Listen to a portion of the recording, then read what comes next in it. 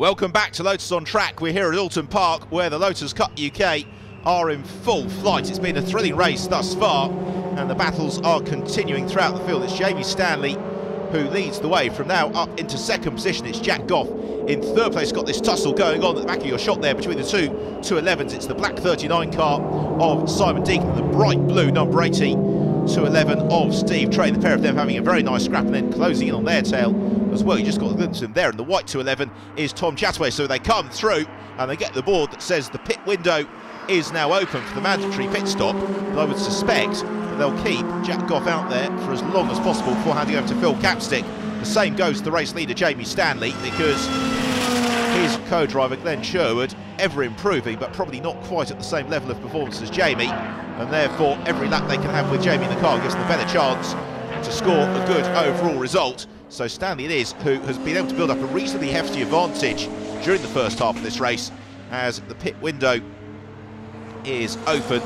So they will be looking to run as deeply into the pit window as possible. They are just beginning to come into a little bit of traffic, so the team will be on the radio to Jamie just letting him know about that situation as Adrian Lester and Doug Setters continue their race along scrap. It's just in favour of Adrian in the Evora, which looked a little bit precarious there on the brakes into Lodge Corner. Doug Setters much more grounded in his Exige as Stanley continues through Druids on his way, accelerating towards Lodge. Now, will he come in on this lap at the start of the pit window, or will he go on for another lap? Well, the safety car has come out.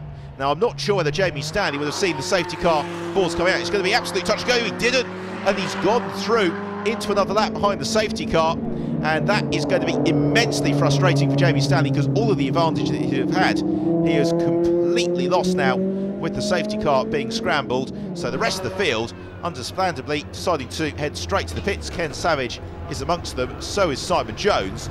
The safety car, by the way, is for Campbell Cassidy, spun to the gravel track just out of sight of one of our cameras, and so with the safety car out, the track is eerily empty except for those couple of cars who just went past the pit entry before the safety car boards were displayed, and there is one of them, an immensely frustrated Jamie Stanley. Also Warren Scott and Stuart Klockneck have been caught up in that as well, as Martin Donnelly is about to take over from Steve Williams in the Evora. Andrew Bentley likewise. So there is Donnelly getting a debrief from Steve Williams, probably along the lines of there's a couple of beers in it for you if you bring it home in one piece. Williams, very experienced driver in his own right behind the wheel of a Lotus, also prepares a good number of the cars in the field as well. So the pit's absolutely abuzz as the drivers all look to rejoin. There's Paul Davis heading back out on track, and now Jamie Stanley at the end of what will feel like the longest lap of Oulton Park ever is about to peel into the pit lane, and to add insult to injury, the car at the back of that queue there, now was that Jack Goff as well who's been caught out and missed out heading into the pits, so that could really turn the race on its head. I think it was Jack Goff who's missed out on making his pit stop too.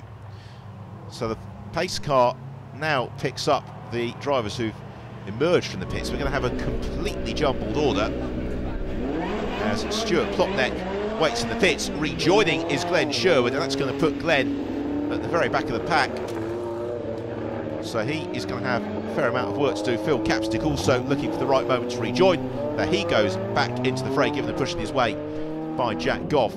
So lights out in the safety car, the race about to get underway, and it's going to be Chris Setters who has got the honour of pacing the field into the restart. He's got Ken Savage right up onto his tail as the race gets back underway into the pit lane. We saw Campbell Cassidy having recovered from the gravel trap that's prompted the safety car earlier on, so the cars surge through Oulton Corner.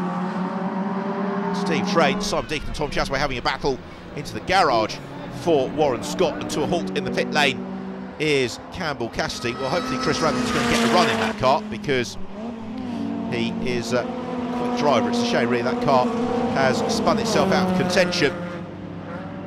So the large pack work their way around the Oulton Park circuit. Ken Savage trying to find a way to elevate himself up ahead of Chris Setters, which he's not quite able to do at the moment. Then he's got Steve Train right up onto his tail with Chataway and Deacon. So those 211s continuing their battle from the early phase of the race, and Steve Train particularly looking very aggressive, trying to pick his way up through the order. The only thing I don't quite understand here is how Steve Train has been able to gain a couple of places in the pits, because they all are supposed to have the same pit time.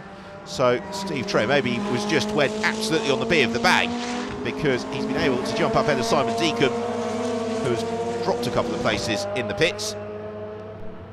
And Train is very aggressively picking his way up through the order. He really is going very, very well in the 211 this season. He raced in the Lotus on Track Elite Trophy last year with varying degrees of success, but then stepping up to 211's been a great success, as through gaining the place is Simon Deacon. A really nice move on Tom Chataway up the inside line into Lodge Corner, so he gains the place and sets about chasing down Steve Train. So it is Train who is at the head of the field. He leads the race. It's Deacon in second place, Tom Chataway in third position, so the 3 211s to the 4, because although Glenn Sherwood, who's the race leader, has rejoined the race, he's some way down as work continues on Campbell Cassidy.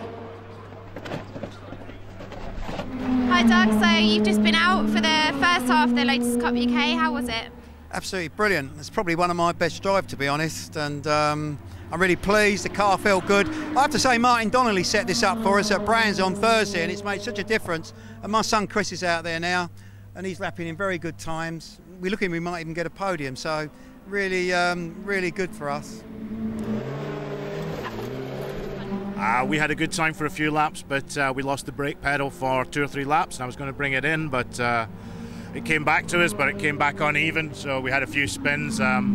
Chris is out in the car now and see where he can go from 24th, but we're a few laps down, and that was a good chance. There's a few other runners that we would like to have beaten today who are pulled over to the side of the track, so well, another day, another dollar. Well, thanks to Haley there in the pit lane, talking first of all to Doug Setters, then to Campbell Cassidy. There is Glenn Sherwood, who is essentially almost a lap down on Steve Train, the race leader, and Train is pushing very, very hard, but so is Simon Deacon, and we could be in for a really great chase as this race progresses, with them Tom Chataway next up. So here's the race leader, Steve Train, as he turns into Lodge Corner. Another lap about to be reeled off by Train, as he looks to be in full command of that 211, and he's going to be further demoting Glenn Sherwood. Immensely frustrating this for Glenn Sherwood, having been the early race leader. Deacon in second place and lapping a little bit quicker than Steve Train. So the chase on. Here is the race leader production class, and dominantly leading the class at that, Rob Boston, who has been in utterly imperious form during the course of this visit to Oulton Park, and he is well clear in the lead of the production class. Next up is Neil Livesey, having taken over from Tom Bradshaw. There is Phil Capstick, another of the drivers who lost out a little bit when Jack Goff got caught out with the safety car period. So there is Glenn Sherwood, and this isn't the fight for lead of the race. This is unfortunately the potential of Glenn Sherwood being lapped by Steve Train, the race leader. But Train is having to push very hard here lest his challenge be derailed, because there is Simon Deacon in the background, and Deacon is really flying as he attempts to close in on and pass the race leader Steve Train. And the last thing that Train wants now is to be caught up behind Glenn Sherwood. Look at Deacon, the poise of that car as he crested over Clay Hill on the way towards Druids. He is pushing very hard. So is Steve Train, but he's still balled up behind the Exige. And when can he make that move on Glenn Sherwood? Well, not at the moment. And Train is going to have lost a couple of seconds on this lap up behind Glenn Sherwood. This is always so difficult when you come to lap a car that in terms of absolute performance is pretty much as quick as your own, but now he slithers through on the way to Oulton. He's probably conceded a second or two to Simon Deacon on that tour of the circuit. There is Deacon, and Deacon in turn is dropping the white car of Tom Chataway as Martin Donnelly, not unsurprisingly, has got the bit between his teeth, and he is setting about charging his way up through the field. So whatever instructions Steve Williams gave him, they're obviously working. He's gaining a couple of places hand over fist. His latest victim is BJ Chong in the Fox Motorsports car, number 8 car. So he slips down a spot as Train leads, and in the background we've seen Simon Deacon just up onto the tail of Glenn Sherwood as well. So this is the opportunity for Steve Train to try and gain ground, but again he just misses the braking point. The Britons on that occasion has a slightly clumsy run through the chicane. It's not cost him much, maybe a tenth or two, but it all helps the cause for Simon Deacon as he attempts to close in on Train. And there is Deacon over the crest of Hilltop in the background. moving ahead of Glenn Sherwood. And Steve Train, here he comes.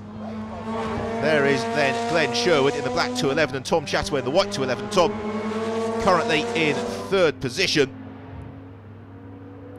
as play hill and into Druids come this leading trio of cars, and they are very evenly matched, these 211s. The Train this time around seems to have just about withstood the challenge from Simon Deacon. Tom Chataway then takes his turn of moving up ahead of Glenn Sherwood. He's able to do that with no problem at all into launch corner, and that's smart driving from Glenn. He's not made it difficult at all for the drivers to pick their way through. So into another lap then for the leading trio of cars. Disappointment for Glenn Sherwood. We're going for a break. Johnson, a few moments time for the conclusion of the Lotus Cup UK here at Oulton Park.